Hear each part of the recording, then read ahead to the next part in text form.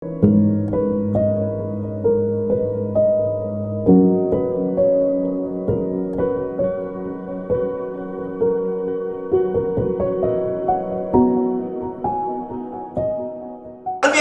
பிள்ளைகளே, நாம் ஆராதிக்கிற தேவன் அவர் அல்பாவும் ஒமேகாவும் முந்தினரும் பிந்தினருமாய் இருக்கிற தேவனாக இருக்கிறார்.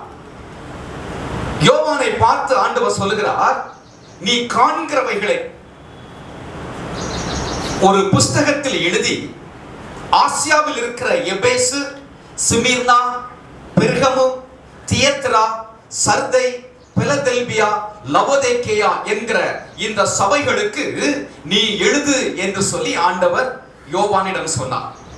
நான் ஆரம்பத்திலே சொன்னேன், இந்த யோவானுக்கு ஆண்டவர் வெளிப்படுத்தின இந்த காரியங்கள் எவ்வளவு நேரம் என்பது நமக்கு தெரியாது. ஆனால் இந்த 22 அதிகாரங்களையும் மிகவும் தெளிவாக யோவான் அதை எழுதி வைத்திருக்கிறார்.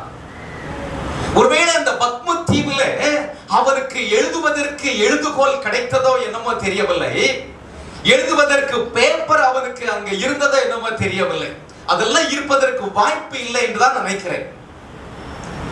ஆனால் இவ்வளவு காரியங்களை ஆண்டவர் யோவானுக்கு வெளிப்படுத்தி இருந்தும் எத்தனை நாட்கள் கழித்து அந்த பத்ம தீவுல இருந்து அவன் வெளியே வந்தான் என்பது நமக்கு தெரியவில்லை. இவ்வளவு காரியங்களையும் ஆண்டவர் வெளிப்படுத்தினவைகளை அவனுடைய ஞாபக சக்தியிலே வைத்துக் கொள்வதற்கு ஆவியானவர் அவனுக்கு உதவி செய்திருக்கிறார். ஹல்லேலூயா.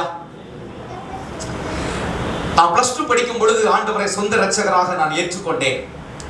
என்னை ஆண்டவருக்குள்ள வழி நடத்தின ஒரு தேவனுடைய மனிதர், அவர் பூசாரியா இருந்து ஆண்டவரை ஏற்றுக்கொண்டவர். ஒரு முறை சர்ச்ல ஒரு அம்மாவுக்காக ஜெபம் பண்ணும் பொழுது அப்படி தலையில கை வச்சு 2 நிமிஷம் கூட ஜெபம் நடந்திருக்கார். அப்பொழுது அந்த அம்மாவுக்குள்ள இருக்கிற அந்த பிசாசோடு கூட அவர் சில கேள்விகள் கேட்டார், பதில் சொல்லிச்சு. அந்த அம்மாவுடைய பதில், அந்த பிசாசு சொல்லுகிற பதில், இந்த பாஸ்டர் கேட்ட கேள்விகள்லாம் ரொம்ப ஆச்சரியமாக இருந்தது. அதுக்கு பிறகு ஜெபம் பண்ணி அந்த அம்மாவுக்கு ஒரு விடுதலை கிடைத்தது. அந்த அம்மாவுடைய வாழ்க்கையில 16 வருஷத்துக்கு மேல இந்த பிசாசுடைய தொந்தரவு இருந்திருக்கிறது. அந்த 16 வருஷத்தினுடைய அந்த ஹிஸ்டரி அத்தனையும் அந்த பாஸ்டர் அப்படியே சொல்றார். அந்த அம்மாவுடைய கணவர் சொல்றார், ஆமாயா ஆமாயா, ஆமா இப்படி நடந்துச்சு, ஆமா இப்படி நடந்துச்சு, ஆமா இந்த விஷயம் தான், நீங்க சொல்றது கரெக்ட் தான். 16 வருஷம் அந்த அம்மாவுடைய வாழ்க்கையில் அந்த குடும்பத்துல நடந்த காரியங்கள் அத்தனையும் சொன்னார். நாங்க அப்படியே வாயை பிளந்து கேட்டுக்கிட்டே இருப்போம். எனக்கு இதை பாஸ்டர்கிட்ட கேட்கணும்னு சொல்லி அன்னைக்கு துடிப்பா இருந்துச்சு. நான் அன்னைக்கு ஸ்கூலுக்கு போயிட்டு சாயங்காலம் பாஸ்டர் தேடி போன சர்ச்சுக்கு போயிட்டு கேட்டாயா, நீங்க இப்படிலாம் சொன்னீங்களே, அந்த பிசாசு கூட இப்படிலாம் பேசிக்கிட்டு இருந்தீங்க, அது உங்களை பற்றி கரெக்டா சொல்லுது இல்ல, நீங்க அதை பற்றி சொல்றீங்க. அதுக்கு பிறகு இந்த அம்மாவுடைய வாழ்க்கை, இவங்களுடைய குடும்பத்துல நடந்த 16 வருஷ காலத்துல கதைகள் அத்தனையும் சொல்றீங்களே, இதெல்லாம் எப்படி உங்களுக்கு தெரியும் அப்படின்னு கேட்கும் பொழுது அவர் ஒரு காரியத்தை சொன்னார். அந்த பாஸ்டருக்கு எழுத தெரியாது, அவர் படிக்கவில்லை. ஏன்னா அவர் 5 வயசுலயே கோயில்ல கொண்டு அவங்க அப்பா அம்மா விட்டுட்டாங்க. சரிதானா? ஆமா, அவர் வேற ஒரு சமுதாயத்தை சேர்ந்தவர் தான். ஆனால் 5 வயது வரைக்கும் பெற்றோர்களாகி நீங்கள் அந்த குழந்தையை வளர்த்துச்சு, அதுக்கு பிறகு நீங்க எங்ககிட்ட கொடுத்துடணும். அதுக்கு பிறகு எங்ககிட்ட கொடுத்த பிறகு நீங்க உங்க குழந்தை அப்படின்னு சொல்லி உரிமை பாராட்ட முடியாது, நீங்க அந்த குழந்தையை தொடக்கூடாது, வருஷத்துல ஒரு முறை வேணா பார்த்து கொள்ளலாம் என்று சில கட்டுப்பாடுகள். ஆகவே அந்த 5 வயதுல அங்க கொண்டு விட்டுட்டாங்க.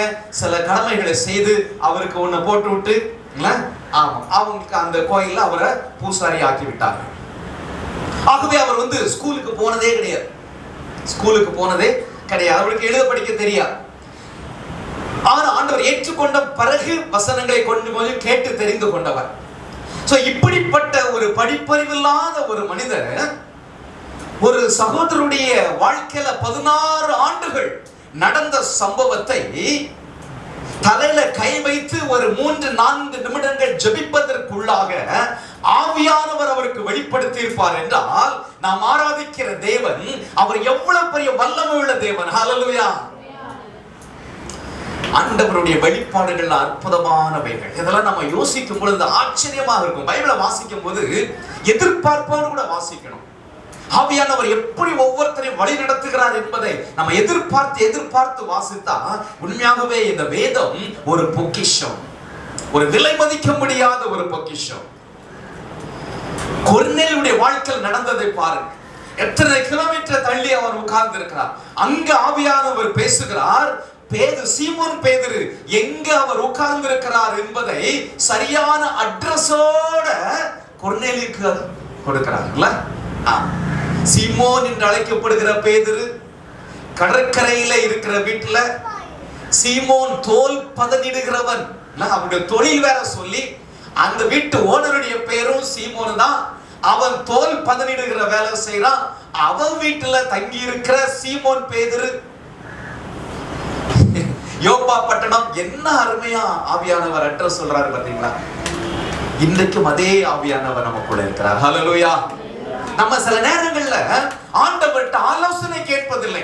ஆலோசனை கேட்கும் பொழுது ஆண்டவர் நமக்கு ஆலோசனை தருவார். இதை இப்படி செய், இதை இப்படி பேசு, இதை இப்படி நட, இதை செய், இதை செய்யாத, இதை இந்த விதத்துல பண்ணு. ஆண்டவர் எல்லாவற்றையும் நமக்கு ஆலோசனை தருவார்.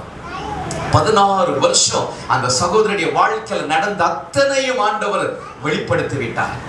அப்ப அந்த பாஸ்டர்கிட்ட கேட்கும் போது சொன்னாரு, ஆவியானவர் சில காரியங்களை வெளிப்படுத்துகிறது ஒரு ஸ்கிரீன்ல ஓடுவதை போல ஆண்டவர் காட்டுவார், அது மறக்கவே மறக்காதுன்னு சொன்னார். அப்ப இந்த யோவானுக்கு ஆண்டவர் வெளிப்படுத்தின இந்த காரியங்கள் எத்தனை நாள் கழித்து அவன் பத்ம தீவை விட்டு வெளியே வந்தானோ நமக்கு தெரியவில்லை. ஆனால் அத்தனையும் அவன் ஞாபகம் வைத்து அவன் எழுதி வைப்பதற்கு ஆவியானவர் அவனுக்கு ஞானத்தை கொடுத்திருக்கிறார். ஹல்லேலூயா.